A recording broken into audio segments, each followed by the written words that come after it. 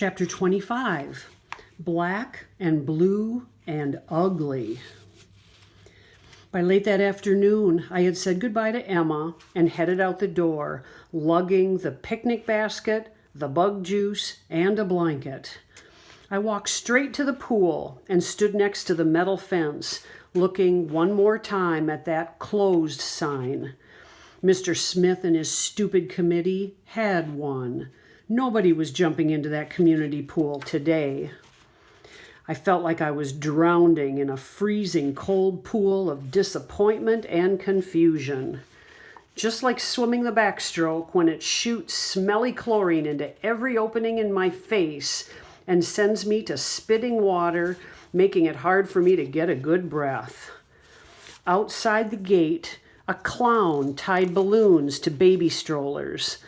A boy riding a bike decorated with red, white, and blue streamers wheeled by and almost knocked me down.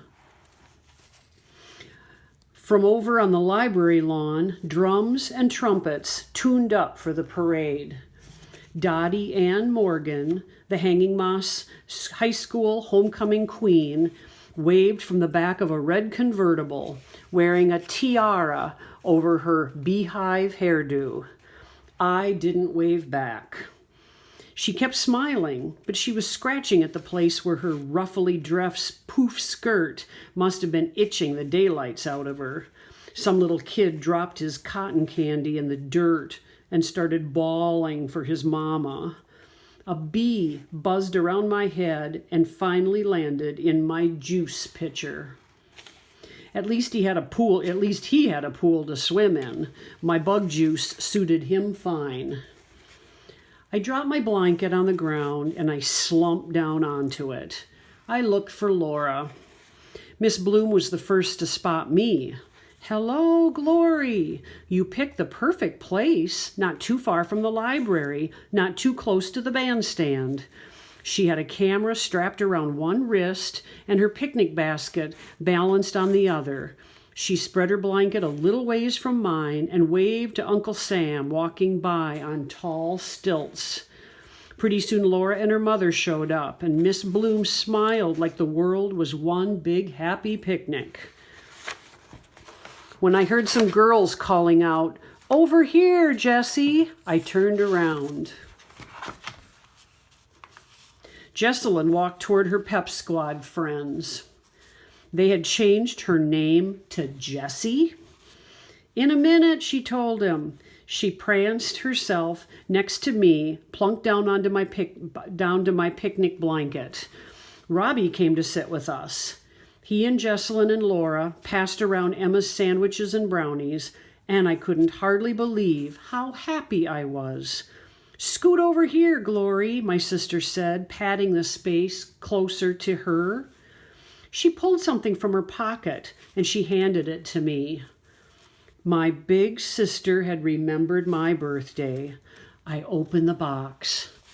Jessalyn told me that what she had gotten me even before I could get a good look. "It's a charm bracelet, Glory, just like mine."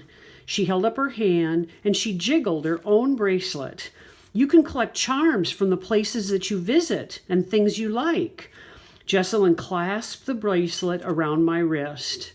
I rubbed the tiny silver guitar hanging from the chain. When I looked up at her, it finally felt like I was 12 years old. "Thanks, Jessalyn," I said. At first, the guitar was for the Beatles, for that John Lennon Beatle that you and Laura are always talking about. She turned the charm toward me. "But now it's for Tupelo," she whispered, Elvis's birthplace.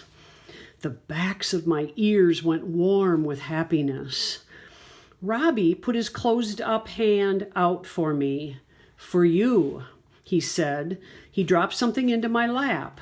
A keychain with a picture of Elvis on one side and "Love Me Tender" written on the other. That's one of Elvis's famous songs. "Thanks, Robbie," was all I could manage. The band was playing "It's a Grand Old Flag."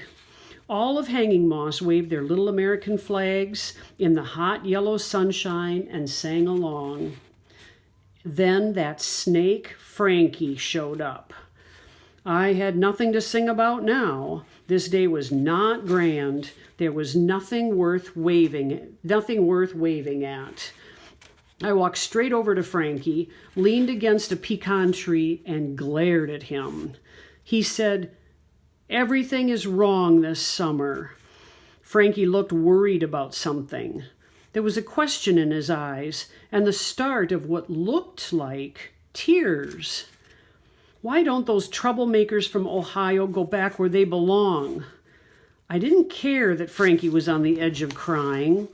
I got right up in his face. Laura is going back to Ohio. She's leaving after people... I looked hard at Frankie when I said that. Accused her of breaking into the pool lockers. She's going home. He kept his eyes on his lanyard whistle. It's good then. Good that she's leaving. But he didn't look happy about it. He looked upset.